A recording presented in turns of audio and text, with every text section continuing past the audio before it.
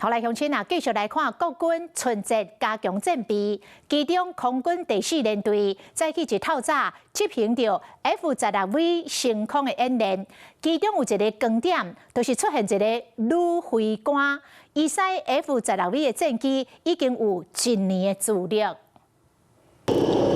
为警戒太平式冲出来挂弹人员，要用上紧的时间完成挂弹副油箱的装挂甲输送作业。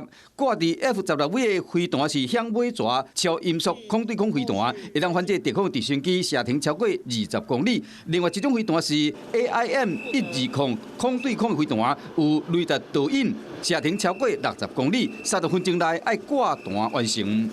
压冷冻飞弹是滑轨式的 AN9N 飞弹，我们就是会用人力下去做装挂，也是滑轨式。看准备升空飞行员无共款。走喽！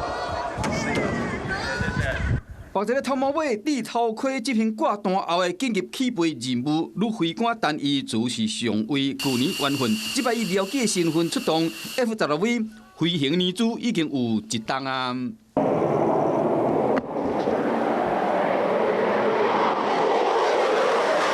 F-16V 冲上天顶，警戒期间飞行员必须全副武装，穿专用服装、救生架等，头盔放伫战机顶，以节省每一秒钟。 F-16飞行员也会执行各项的模拟机的紧急训练，也利用我们的备援的装置来飞回本场。那我们 F-16飞行员，我们有信心，我们有能力，我们是可以把飞机安全的飞回到本场。春节期间，空防是没有休假的，无分每日24小时待命。